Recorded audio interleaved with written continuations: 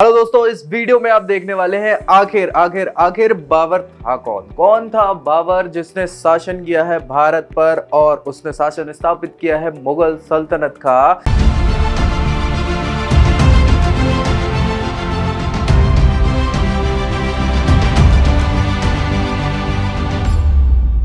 तो आखिर बाबर था कौन, क्या है इसके पूरे जीवन की अगर बात करें, बेसिक जो भी चीजें हैं उन सबको हम यहाँ डिस्कस करने वाले हैं कि था कौन बाबर।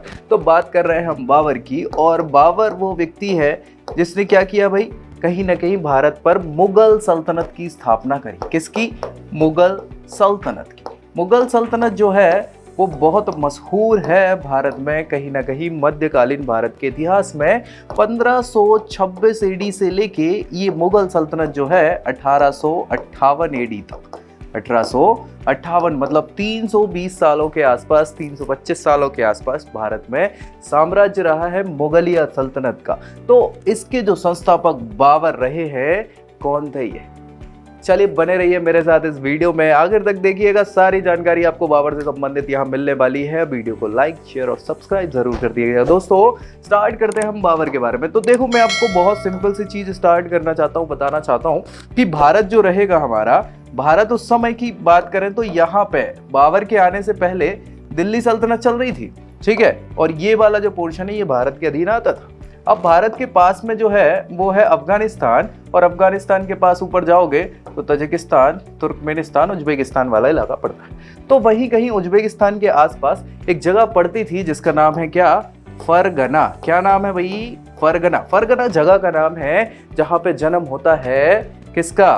बाबर। तो नाम लोग इनको खुशी से बोलते थे, बेसिकली इनका जो नाम था जहीरुद्दीन,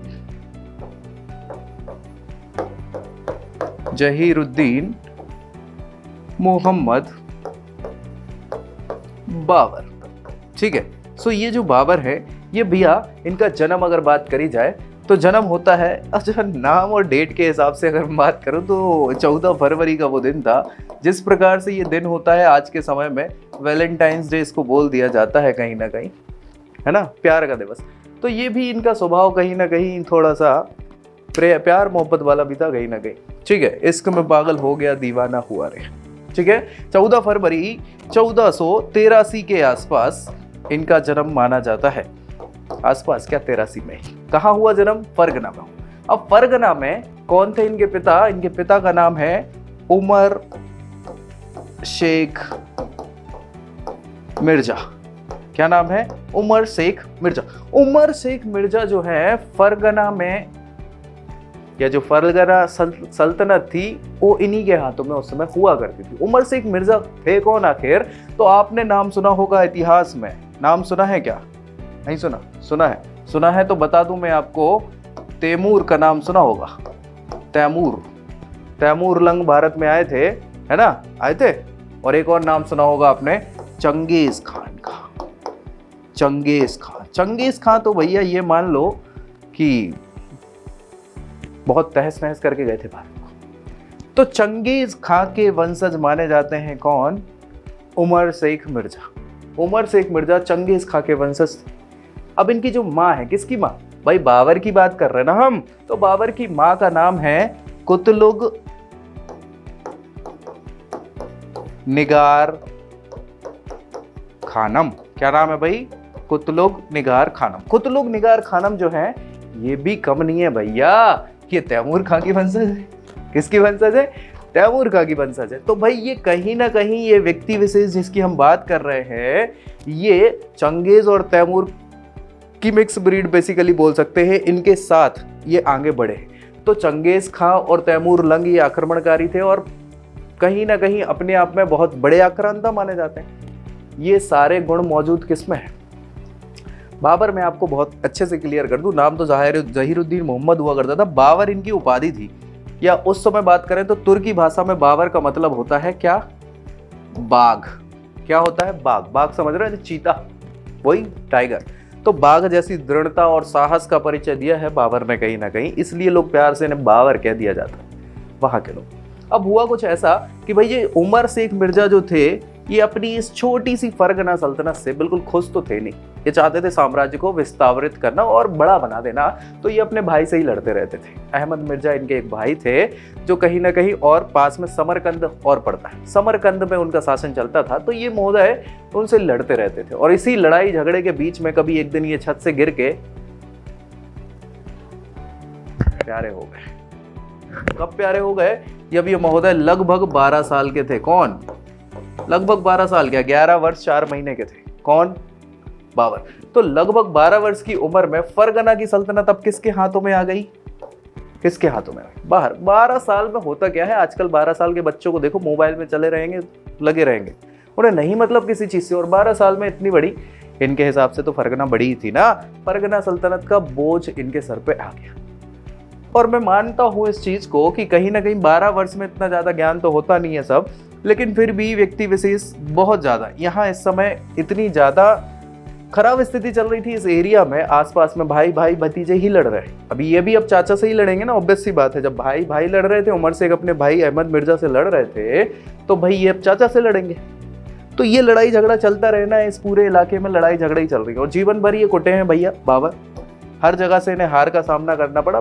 50 बार इनकी हार हुई है, तब भी नहीं मानते थे। ये दृढ़ता है कि कभी लक्ष्य से पीछे नहीं हटना, भले वो लक्ष्य दूर है, हमें टाइम नहीं मिल रहा है, सारी चीजें। तो बाबर ने क्या है, बहुत कुटाई हुई, बहुत बार हार हुई, लेकिन उनसे सीखा, जो सीख इन्हें आगे चल के काम आएगी। तो आपने देखा है कि कैसे फिर धीरे धीरे ये काबुल को जीत लेते हैं। 1504 1506 तक फाइनली काबुल मतलब अफगानिस्तान तक कब्जा कर लेते हैं। और फिर वहां से धीरे धीरे आते हुए यहाँ पे हरियाणा में आप जगह देखा होगा पानीपत। कब हुआ? 1526 एडी। 1526 एडी में इनका युद्ध होता है। कहाँ पे युद्ध होगा?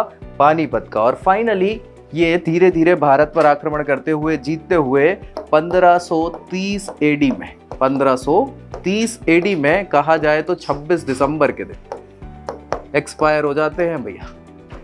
एक्सपायर हो जाते। कैसे एक्सपायर हो जाते हैं, क्या है, तो ये भी बहुत रोचक कहानी है।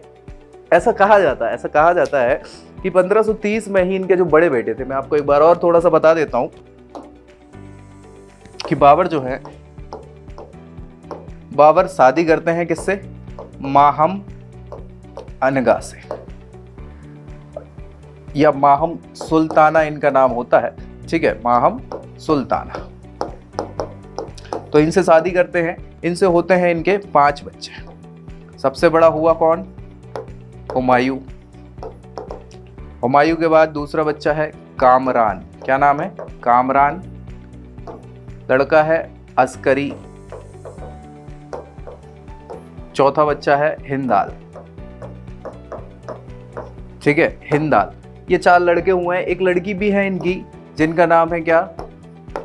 गुलबदन बेगम। गुलबदन बेगम, ठीक है। सो ये इन्होंने अभी आगे जाके ये हुमायूंनामा लिखेंगी कहीं ना कहीं, ठीक है। सो ये इनका भी अब सबसे बड़ा लड़का हुमायूं है। और हुमायूं 1530 के आसपास ऐसी बीमारी से पीड़ित हो जाता है जिसमें बचना लगभग नामुमकिन है, बचते ही नहीं है। तो ये दिनों दिन, अब चूंकि बाबर भी इस समय इनकी एज 48 के आसपास हो रही थी, 47-48 ईयर के आसपास, 45 साल हो गए, मतलब आधी जिंदगी हो चुकी थी इनकी। और इनको लग रहा था कि हम बूढ़े होते जा रहे हैं और हमारा बड़ा लड़का ही जो है वो इतना अस्वस्थ है कि वो कभी भी एक्सपायर हो सकता है। तो भाई ये सोते जागते हर समय ये सारी टेंशन में रहे। अब टेंशन में रहते रहते इन्होंने खूब दुआएं मांगी कि यार भगवान ऐसा करो कि अगर हो पाए ऐसा तो मेरी उम्र किसको दे दो, मेरे बेटे को दे दो, मैंने तो काफ़ी जी लिया है।